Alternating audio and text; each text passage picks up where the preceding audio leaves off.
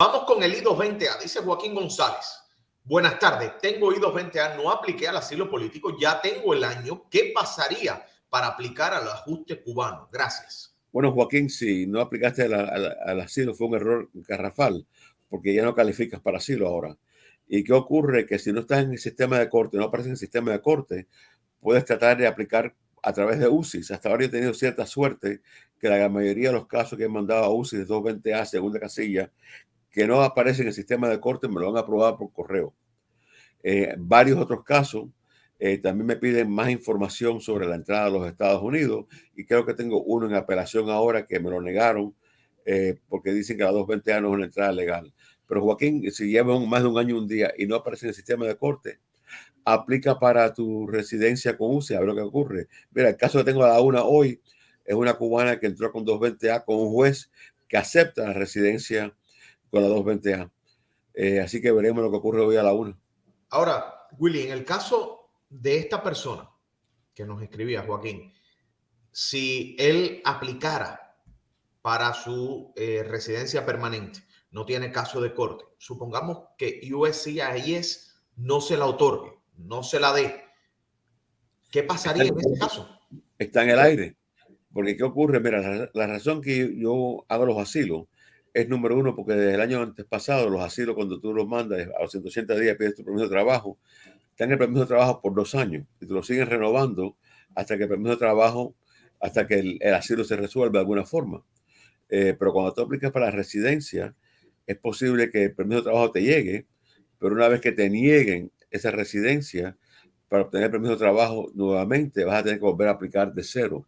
Entonces, yo mantengo el asilo como una net de seguridad para las personas, porque me mantienen la habilidad de siempre mantenerlo con la documentación necesaria para vivir en los Estados Unidos. Ahora, el Joaquín puede tener suerte, y como ha tenido varios de mis clientes, y le aprueban la residencia por correo sin entrevista.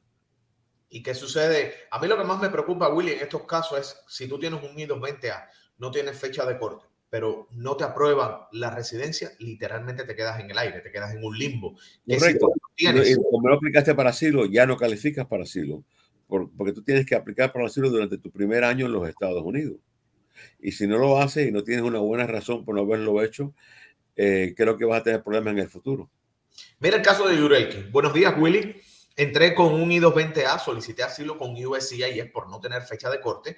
Ya hice las huellas del proceso de asilo, pero ahora ya aparezco en corte. Mi pregunta es, para solicitar el permiso de trabajo, ¿tendría que solicitárselo a USCIS o a la corte? Saludos. Bueno, el permiso de trabajo siempre se solicita a USCIS.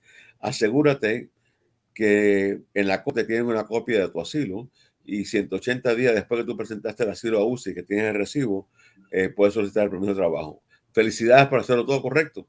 Tienes tu net de seguridad y uno esperaría que en el futuro la 220A se gane y tengas tu residencia también.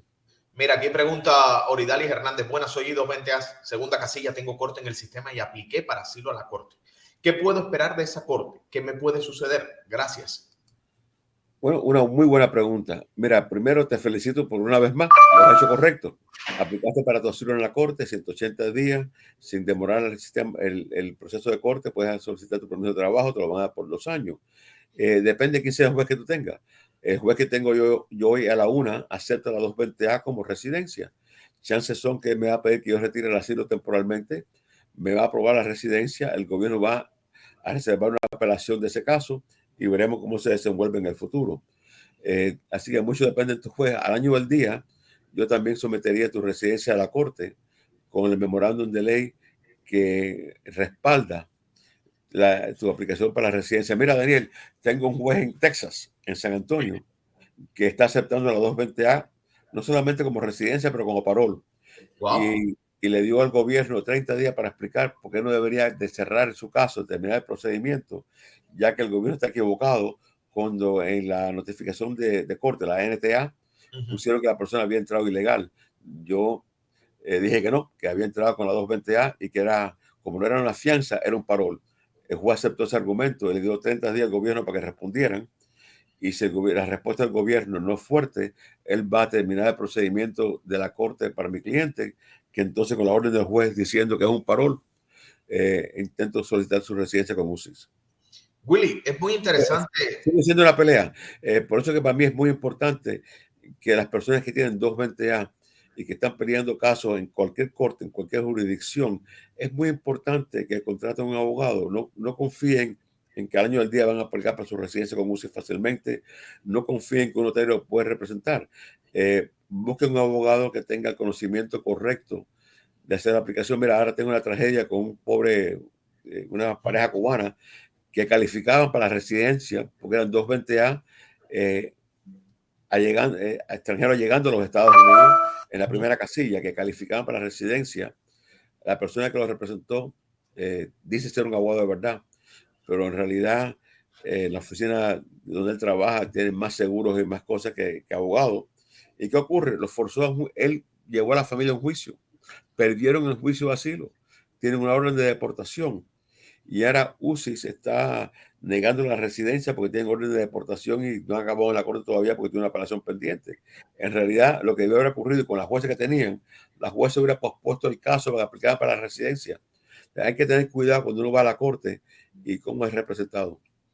Dice aquí Dailer Purniel, Daniel, yo entré con parol y si no tengo corte y no sé si tengo corte, el número de teléfono que dio el abogado hace unos días sirve igual para las personas que entraron con parol o solo I-220A. Esto básicamente te está preguntando. Sirve para todas las personas que han entrado a los Estados Unidos y que pueden tener el teléfono de la corte, que es 1-800-898-7180, 1-800-898-7180, es para cualquier persona en cualquier procedimiento de corte. Y si aprietas el número 2, te dan la información en español. Willy, dice Mali Wendita Oni Oni. Daniel, saludos, yo entré con I-94 y el teléfono que tengo ahí como documento. Bueno, la I-94, chequea, porque a veces si es el parol que te dieron por 60 días, va a tener las letras PWA en él. Yo te recomendaría, si tienes esas letras, que yo creo que es una cosa nada más que para molestar y para irritar a las personas, pero puede demorar tu proceso de residencia en el futuro. Yo te aplicaría para el asilo, para protegerte, y al año del día, si no aparece en el sistema de corte, aplica para la residencia. Dice Lester JS. Hola Daniel, entramos en febrero, mi madre y yo tenemos un parol por 15 días PWA. México, fecha de corte para el 2024 y NTA sin casillas. ¿Debo aplicar al asilo político? ¿Cómo sería el proceso al año y un día, Willy? Absolutamente tienes que aplicar para el asilo político. El parol de 15 días no te da permiso de trabajo, no te da licencia para conducir y no hay una garantía que con la letra de esa PWA, que quiere decir que entraste sin autoridad o sin admisión, no hay garantía que te den tu residencia al año del día. Así que definitivamente aplica para el asilo. Tienes corte. En la corte solamente van a escuchar al asilo, porque el juez, no creo que todos los jueces van a tener jurisdicción para decidir si tienen o no el derecho a la residencia. Así que, número 1, someto el asilo a la corte. Número 2, al año del día, someto la residencia argumentando que calificas por el parol que te dieron y vemos lo que pasa en el futuro.